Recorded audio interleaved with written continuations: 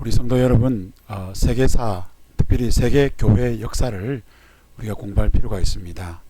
우리가 임경건 목사님 이 책입니다. 이 책, 임경건 목사님, 우리 중고등부 학생들이 공부하고 있는 이 책을 가지고 우리가 세계 교회사를 한번 걸어보고자 합니다.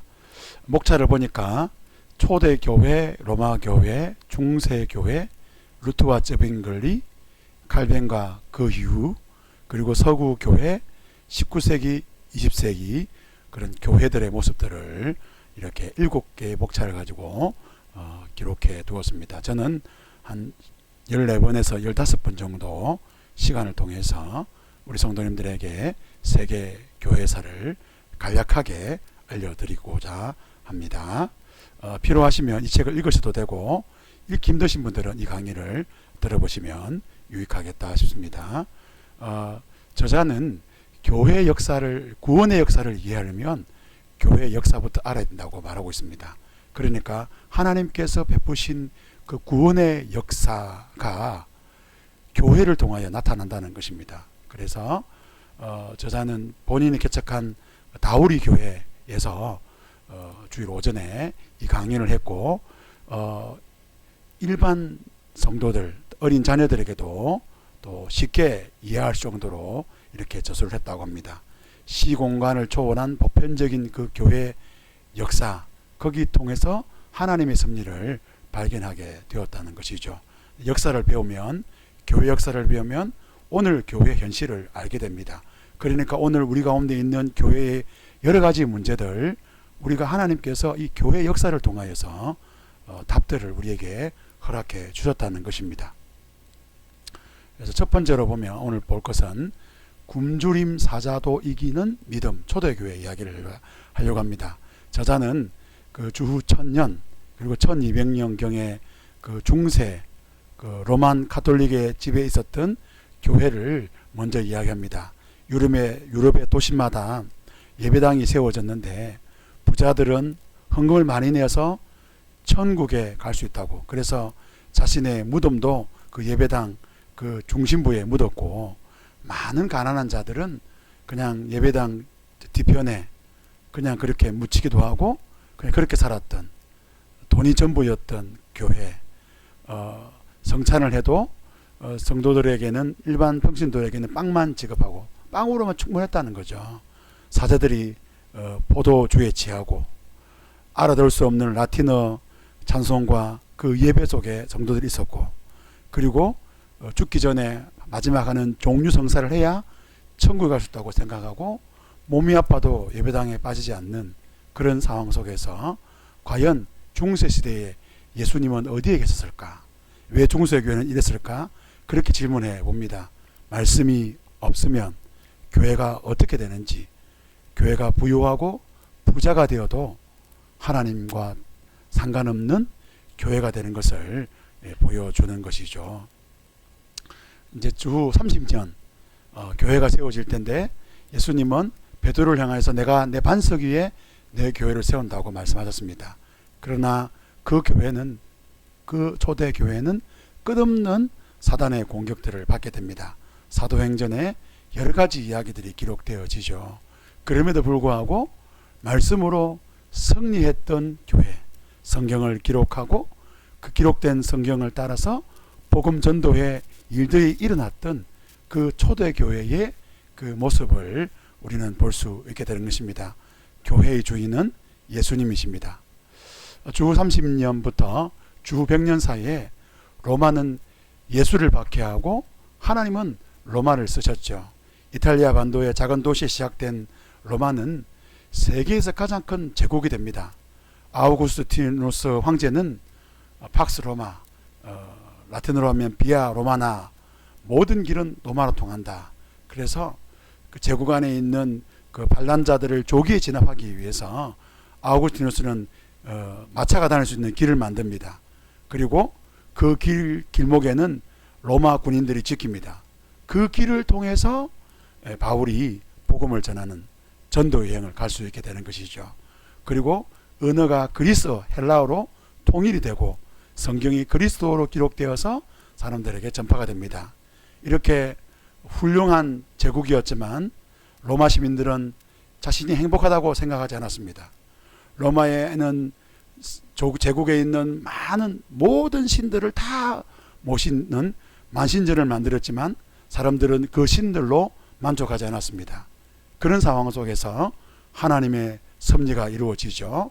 박해하는 제국이 복음의 선봉이 되는 그런 놀라운 일들이 일어나게 되는 것입니다. 주 67년 선교자들의 피가 교회의 씨앗이 됩니다. 변방의 종교가 로마까지 퍼지게 되죠. 원형 경기장 콜로세움은 로마 시민들에게 굉장히 큰 즐거움이었고, 그리고 경제와 삶을 나누는 토론장이었습니다. 그런데 기독교인들은 콜로세움에 나타나지 않았습니다. 그들은 그 시간에 예배로 모였던 것이죠. 이것을 본 로마 시민들은 잘난 척하는 이 종교 기독교를 싫어했습니다. 뿐만 아니라 유아들에게 세례를 주고 그리고 성찬을 하는 그런 모습들이 유아 살인과 피와 살을 먹는 종교라고 가짜 종교의 어떤 가짜 뉴스의 중심이 되어버렸습니다. 이런 반사회적인 이 기독교에 대해서 반감했을 때에 네로 황제는 로마의 그 화재 사건을 기독교인들에게 돌립니다. 왜 돌립니까? 세상이 불탄다고 기독교인들이 그렇게 예수님 말씀을 선언했거든요. 그래서 그렇기 때문에 불을 질렀다는 거예요. 뿐만 아니라 로마 황제 숭배가 시작되어진 그 로마를 기독교인들이 따르지 않습니다. 죽음으로 자신의 길을 가는 기독교.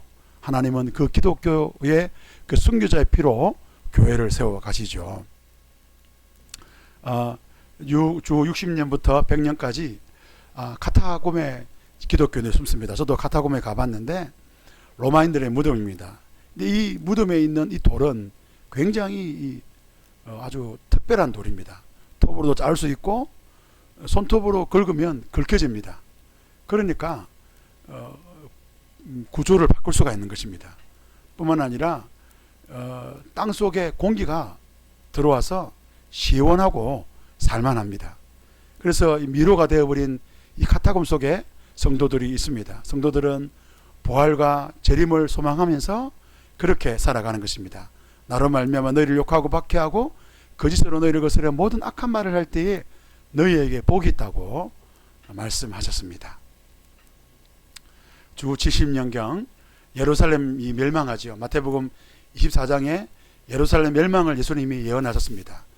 유대에 거주하던 로마 장군들은 로마 정부보다 더 많은 세금을 유대인들에게 요구를 했습니다. 뿐만 아니라 로마 황제를 그 성전에서 숭배하라고, 그로 말미암아 유대인들은 화가 났고 폭동이 일어났습니다. 주 60년경 총독 게이사우스 플라루스의 폭정에 유대인들은 로마와 1차 전쟁을 합니다. 그런데 유대가 이겨버려요. 유대는 독립되는 줄 알았습니다. 근데 주 67년 베스피아니아누스와 그 아들 티투스가 강력한 로마 군대를 끌고 와서 주 70년경에 예루살렘이 파괴가 됩니다. 그로 말미암아 유다의 마지막 유충지인 마시다까지 유대인들이 지키려고 했는데 주 73년경 그 960명의 사람들이 서로 죽이고 자결을 하게 되는 것입니다. 이때 살아남은 한 사람이 바로 요세푸스인데 유대 정전사를 기록하지요. 그리스도인들은 어디 있으냐? 그리스도인들은 예수님 말씀을 기억하고 전쟁을 피해서 요단강을 건너서 펠라리라는 그 고산지대에서 숨어 있습니다. 그래서 다 살아남게 되는 것이죠. 주후 82년부터 117년경 도미티안 황제와 트라누스 황제 때에 동방의 그 안디옥에서는 큰 핍박이 일어납니다. 특별히 이그나티우스라는 아주 그 유명한 교회 지도자는 그 원형 경기장에서 사자밥이 되고요. 우리 폴리카베로 알려진 폴리카푸스는 칼에 순교를 당합니다. 주 250년경 데키우스 황제 때는 많은 사람들이 배교를 합니다. 그리고 이제 황제가 죽고 난 다음에 그들을 이제 받아들일 것이냐 회개하고 돌아왔거든요. 그래서 그 문제로 고민이 됐고 결국에는 그들을 교회 회원으로 받아주는 그런 결정들을 하게 되는 것입니다. 마지막으로 살펴볼 것은 양의 탈을 쓴 바로 이리, 그 이리가 호시탐탐 교회를 누렸다는 것입니다. 네 가지의 이단, 네 가지의 거짓 교사들이 있었습니다. 첫 번째는 유대주의자들이죠. 이들은 예수님의 십자가로 충분하지 않다는 겁니다. 그래서 유대적 전통을 지켜야 구원을 받는다. 여기에 대해서 기록한 성경이 로마서, 갈라디아서입니다. 영지주의가 있는데요. 영지주의에 대해서는 사도 요한이 정말 싫어합니다. 그런데 놀라운 것은 이 영지주의자들은 요한복음을 좋아합니다. 왜냐하면 영, 빛, 생명 이런 말이 기록되었기 때문에 그렇습니다. 영지주의의 가장 큰 핵심된 가짜 복음서는 도마 복음서입니다. 우리 도울 선생이 이 도마 복음서를 가지고 기독교를 재해석하고 있는데 아주 거짓된 복음서입니다. 이들은 우리는 특별한 지식을 가졌다는 거예요. 이원론적 사고를 가져서 악과 선, 빛과 어둠을 구분하고 예수님이 육체로 올 수 없다는 거죠. 왜냐하면 어떻게 더러운 육체로 오시겠냐는 거죠. 이런 영지주의가 있습니다. 그리고 말키온이라는 사람이 있는데 이 사람은 주 300년경 로마 교회 성도였습니다. 자신의 모든 전 재산을 가난한 사람들에게 다 주어버렸습니다. 구약에 나타난 그런 무서운 하나님, 진짜 하나님 안 하라는 거예요. 구약 버리고 신약 중에 누가 보면 왜 잃어버린 자, 잃어버린 동전, 잃어버린 양, 이런 이야기를 하니까 사랑의 하나님. 그래서 진짜 성경은 누가복음밖에 없다는 거예요. 그래서 폴리카르푸스는 말키온을 사단의 첫 아들이라 그랬습니다.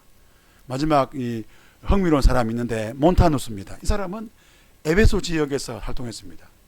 이 사람은 교회가 한 시간이 좀 지나다 보니까 예수님 오신다 그랬는데 안 오시고 그러다 보니까 사도도 다 죽어버리고 그러니까 교회가 이제 죽었다는 거예요. 이게 교회가 이제 뼈밖에 없다는 거죠. 그러니까 오직 성령으로 해야 된다는 거죠. 그러면서 프리스길라와 막시말라라는 두 여인을 데리고 옵니다. 그래서 그 두 여인을 통해서 예언 활동을 하는 거죠. 그러면서 이제 몇 년 얼마 후면 예수님 오신다는 거예요. 천년왕국이 시작된다는 거예요. 그러면서 들판으로 가자. 에베소에 있는 들판으로 가자. 했는데 예수님 오실까 안 왔을까요? 당연히 안 오셨죠. 그래서 자살해 죽습니다. 네.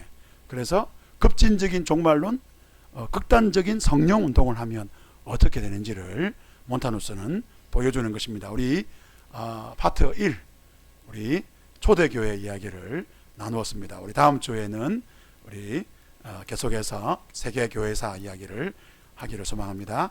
성도님들 공부합시다. 사랑하고 축복합니다.